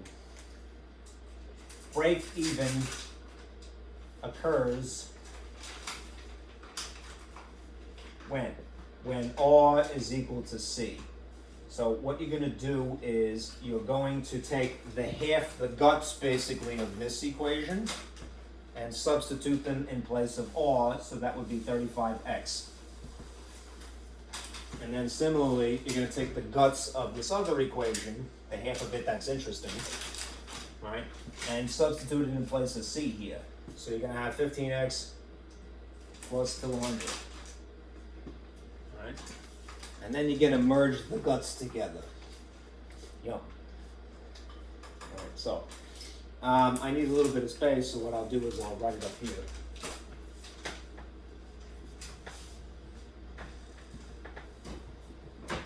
$35x is equal to, on the opposite side, 15x plus 200. All right.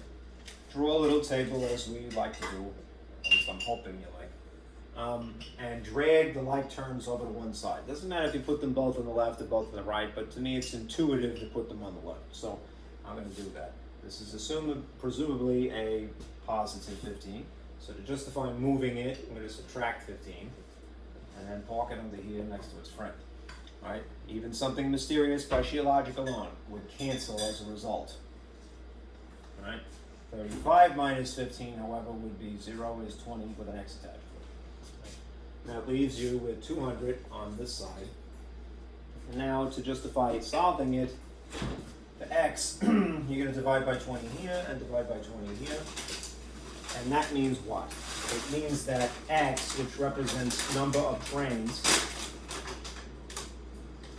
would have to equal 200 divided by 20, which is the same as 20 divided by 2. 200 divided by 20 is the same as 20 divided by 3, just crossing out those zeros, which is 10 trains. If this person sells no more than or less than 10 trains, then they're going to break even. They're not losing money, they're not making money. Okay, next part here. Oh, this is D too. Okay, cool. Write an equation for the profit formula.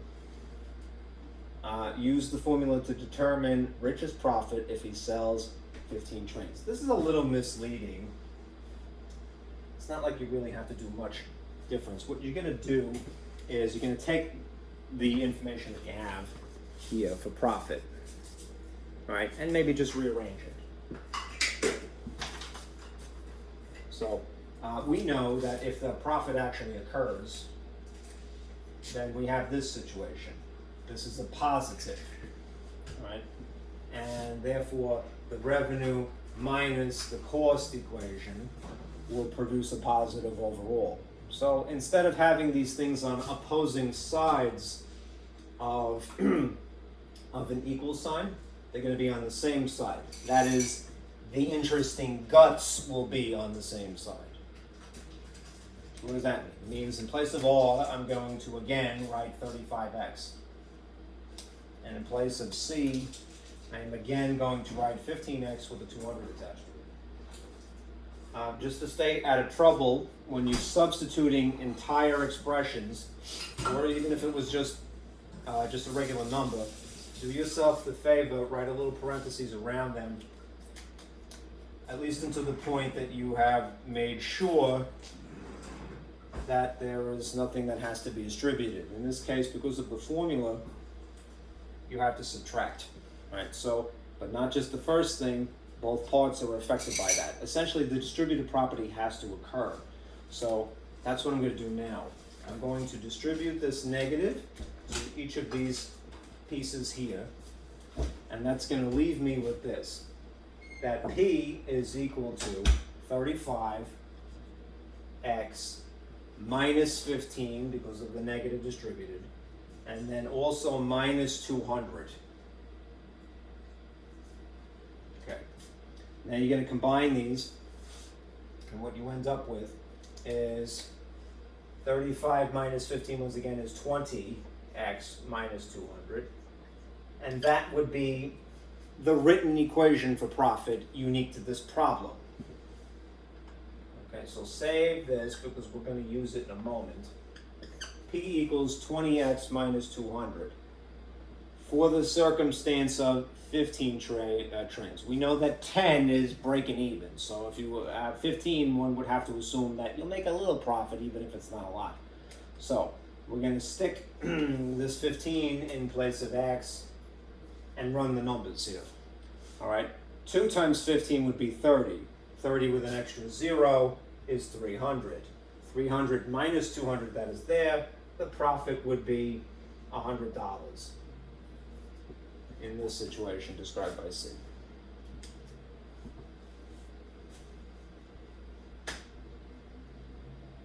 Okay, now the question is arranged a little bit differently. They ask you, how many trains must Rich sell to make a profit of $600? Well, we have established at this point this formula to calculate profits. So this is a positive. This is 20x minus 200. And now, instead of substituting for the number of trains, which would be exactly here, we're going to substitute for actual dollar value, which would be here. So this is going here instead to answer the question. This is now 600 in place of P. If I clean it up a little bit, that means that you have 600 is equal to 20x minus 200. Make a table, rearrange it. Right. How do I get from here to there? I drag 200 over to the opposite side via opposite operations, which in this case would involve adding 200. There's the cancellation effect, and there's a 200 here that's just going to amplify because it's a positive and a positive. That makes this 800 is equal to 20x. I'm only using red just because for the sake of contrast. All right. How do I solve for x? To answer the question, divide by 20 here, cancels. Divide by 20 here.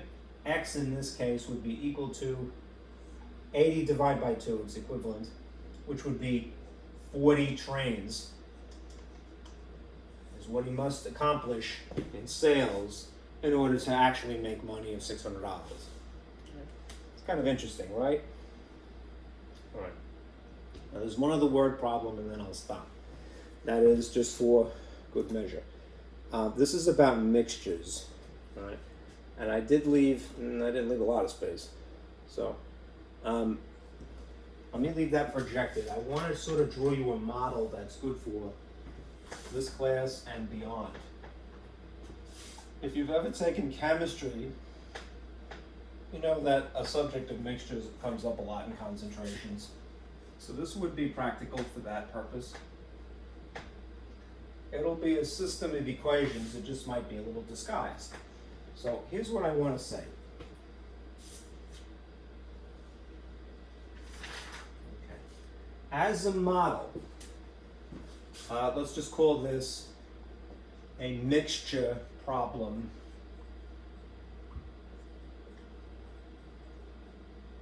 model that you could adapt unique to the description. Treat it like it's a system, right? Which means, I'll put these colors. All right, you're gonna have a little caliper here, and you're gonna try to craft 2 equations. All right, usually that's enough. All right. The first equation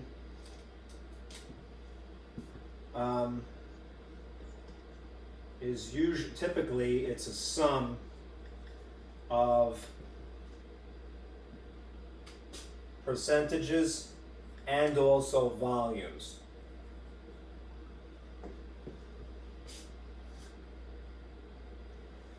The second equation, which I'll put in green reluctantly, just press really hard. It might be a little hard to see. Is usually an equation that is just a sum of volumes only. You have a little bit of redundancy when you're crafting this. Don't get mad at that. All right. Just realize that this is basically the gist. All right. Sum means that you're going to start with adding. You might not end up doing that because you manipulate it and you end up subtracting in some cases. But start with that. If you have a sum, what does that mean? It means It's something plus something else. Right? A sum is something plus something else. Two voids equals something. Right? I'm being very general here. Okay? The first equation will be the more ugly because it will involve percentages and volumes at the same time. The second equation, which you might start with, maybe ironically, right, is going to be maybe just the volumes, or maybe just, if they happen to be talking about masses instead, only. Right? No percentages in that. Okay, so let's try that model on this scenario. All right. And just to bear in mind too, remember what our model of the system is in general. It's ax plus by is equal to c over dx plus ey equals f. Right? So there's going to be something that is consistent, and then there are the unique factors and terms here. Okay? A pharmacist needs 500 milliliters of 10% phenobarbital solution. Right? That's kind of ugly, but just realize a couple of things. 500 milliliters is a volume. Phenobarbital is whatever substance that it is. This is a percentage that's being quoted to you. All right. So essentially, this is a maximum volume. So if you're talking about a sum of volumes, maybe I'll start with equation 2 here. Right. It's going to be something plus something equals 500. That's just the volume. It's not completely fleshed out yet, but it's a good start. Right? Never get mad when you're trying to craft an equation or a system of equations from scratch that you start out more verbal and less symbolic. You can slowly whittle it down to its essentials. Boil it down, to use a pun because it's chemistry. All right? Boil it down to the bare essentials just by sticking it through. All right? You're getting comfortable with the thing you've never met before. All right? So something plus something is going to equal 500. That's more or less equation 2. Okay? She only has 5% of the solution and 25% of the solution. That means the concentration of this is a little bit leaner and this is a little bit thicker, I suppose. All right. She decides to mix these. This is another cue that you're adding stuff. That implies some.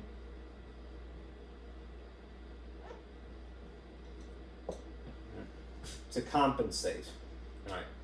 So I'm going to now take this green second sentence here and this black one, and I kind of blend them together to craft this first equation, which I'll put in blue just to distinguish it.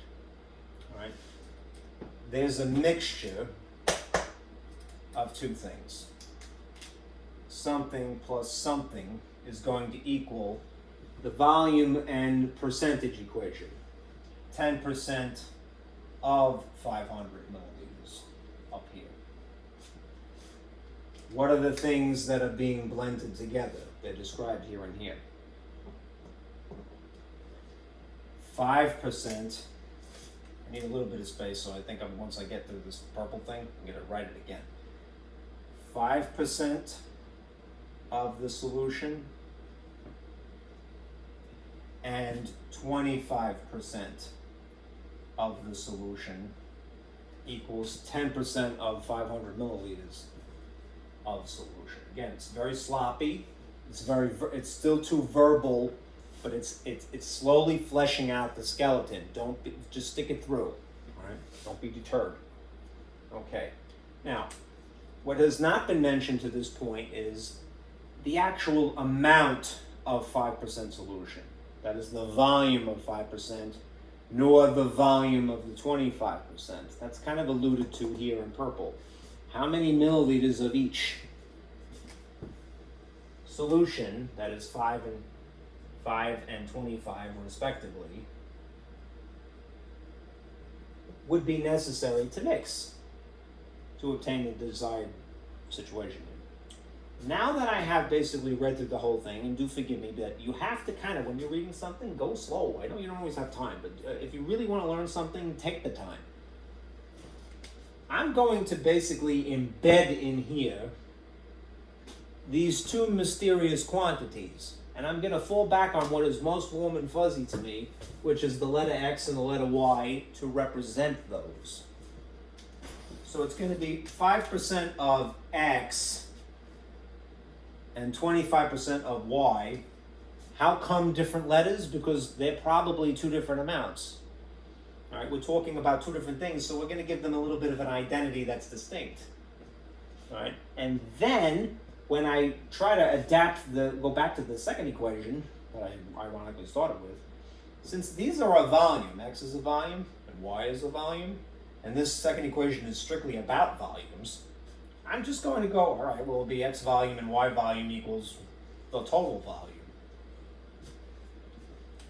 So now I finally have a little space to work, and I'm going to take my gobbledygook, and I'm going to make it nice and neat. I'm going to slowly but surely make it less verbal and more essential. Okay, what you see in sloppy blue over here, I'm going to rewrite a little bit fine-tuned. All right? 5% of X is the first chunk of the sum, and then 25% of Y is the second chunk, the second term of the sum, and together, since they're the top equation, they are going to combine to make 10% of 500 milliliters. That's still too verbal, right?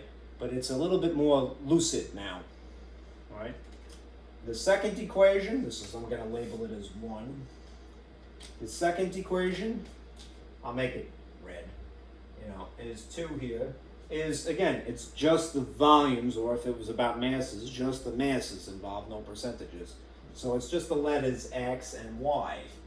So it's X plus Y is equal to, what's the maximum volume coincidentally? Still 500. 500 milliliters. All right. You could drop the unit if you want at some point, just to make it less confusing. All right? Still not perfect, but we're whittling it down. Stick-to-itiveness is the name of the game. All right? And if you're a little intimidated, don't be, and don't feel bad, because you're not really used to it. How often have you been introduced to a problem like this? Unless you've taken a chemistry class, you've probably never even seen it before. All right? Anyhow, the more you do something, the more familiar it becomes. The more familiar it becomes, the less scary. Right? And the less scary, the less angry you get. And the less angry you get, the more rational you get. All right? So it's only natural in sequence like that. Okay. So I have essentially everything. I'm just going to whittle it down a little bit further so that it is more concise. All right. Do you remember when we were talking about, I didn't spend a lot of time this semester with it, but suspect phrases like of. Of is what operation in math world? It's multiplication. So even if you just said, well, it's 5% of something, that means 5% times that something. Without really thinking about it. 25% of something is 25% times that thing. 10% of 500 is 10% times 500.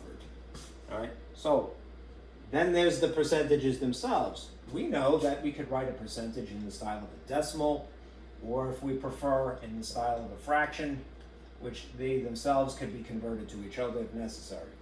All right, it's probably more practical in an instance like this to make decimals. So if you have 5%, what is that in the style of a decimal? It would be 0.05 times that mysterious quantity. And 0.25 times this other mysterious quantity. This is the only portion of this that will reduce to an actual satisfying number. But it is essentially 0.10 times 500. 1/10 of 500 would be what? It's 50, right? That means that the next logical step here is this. The blue equation reduces to this. 0.05 with an x attached to it, because I don't have to put the dot, I could just mash them together. Plus 0.25 without the dot is 0.25y. And the result of actually doing this, because it's just numbers, is 50. Right?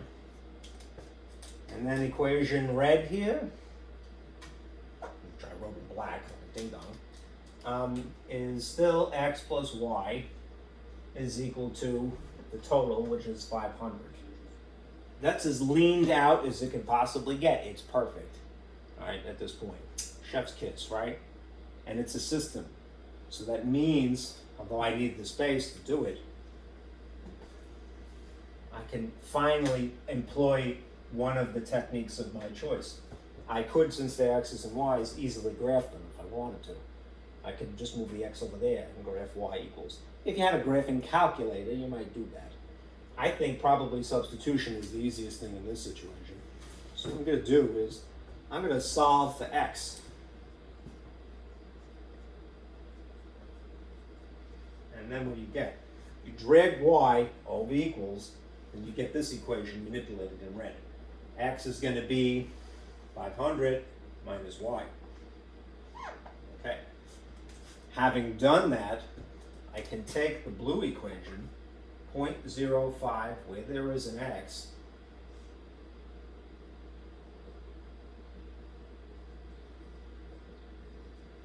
and put the guts in there. The half of this, that this is the algebraic expression still, that this x equals, not quite satisfying, I can put in here, in the other equation. So this is going to be 500 minus y. Again, what is the benefit of doing that? It is a way of, without consciously thinking about it, eliminating a letter. Because now what are you left with? Just y's. And now you're going to straighten it up, because you know how. Can't combine these, they're not like terms, but I do know about the distributive property, so I could sure as hell distribute that. 1/20th, that's what 5% of 500 is. It's like dividing that by 20. A little mental math of me here. Same as if I did this. 1, 2, 1, 2. 5 goes into sub once, 0, 0, 0. Should be 10,000. 5 goes into that. Oh, wait. Yeah, I screwed it up somewhere. 1/20th. 5 over 100. Yeah, it should be 120. How am I doing that? What is that too? That'll be 25. Why is that not working? 5 goes into that. Why am I getting 25 in one instance and make it 1,000? See, after all of this, I fried my brain, so let me just cheat for a moment.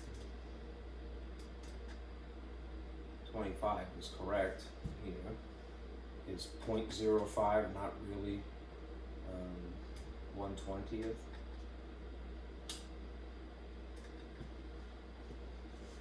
I'm just doping, I forgot. Oh man, I'm tired. Yeah, it's 1/20th. So 500 times 1/20th.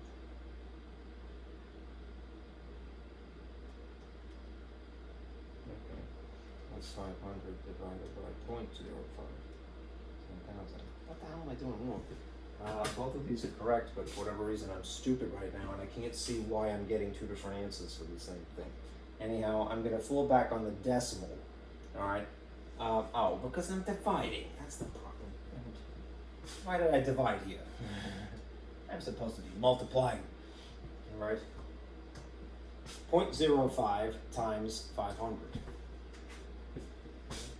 0.05 times 500 is 25, yes. As predicted. That's why, because it was dividing in one instance, because it was a fraction. Yes, okay. Sorry for the delay. Alright, so what do you end up in this term? You get 25, thankfully a nice number. 0.05 minus y times negative y is negative 0.05 with a y attached to it. That happens coincidentally to be a positive 0.25 with a y attached to it, and there's still a 50 floating over here. Okay, so I'm going to erase this just because I need space. All right, we have like terms, they're the same letter and the same degree, so legally speaking, I can combine these.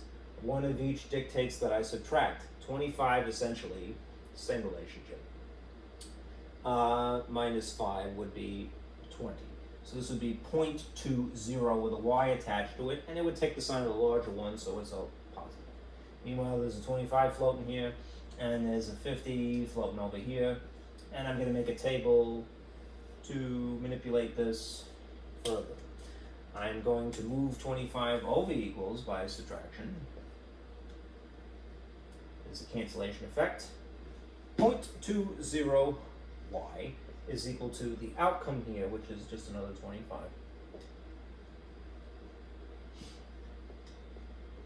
And now I'm going to divide by 0.20. Right. Brute force, 1, 2, 1, 2.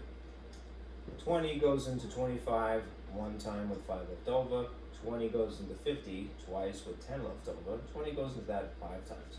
So the y volume, I'm so boring it fell asleep, is 125 milliliters because that was the unit liters. Okay. So 125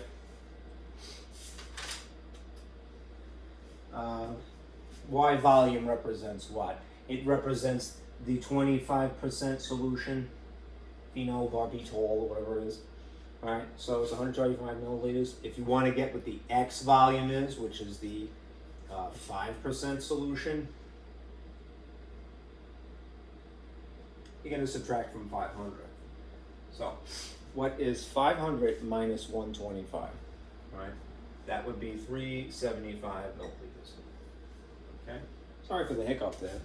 All right, but this is the strategy. All right, basically, and you could do it. Listen, if you ever see me taking a lot of time doing something, don't and then look at me like, this schmuck couldn't do it. Why can't I? Don't ever talk yourself out of it. You're really not giving yourself any credit when you should. All right, any person can get through this type of a problem. Why? Because there is an answer. All right. What usually deters someone is that they're not comfortable. All right. How do you get comfortable with something? Do it a lot. All right. So you start with a strategy, you adapt the strategy. All right. My feeling is just what I mentioned before. Okay. When you are doing a mixture problem, make this essentially your model. 2 equations to start with. You may have a more complicated one. The first one is the combination of volumes and percentages, or masses and percentages, or weight in theory. The second one is just the volume added, just the masses added, just the weights added. Okay, and you'll just stick with X's and Y's, right, for your 2 systems. Okay, that is basically everything. And they're done. All right, let me turn this off and just remind you of your homework.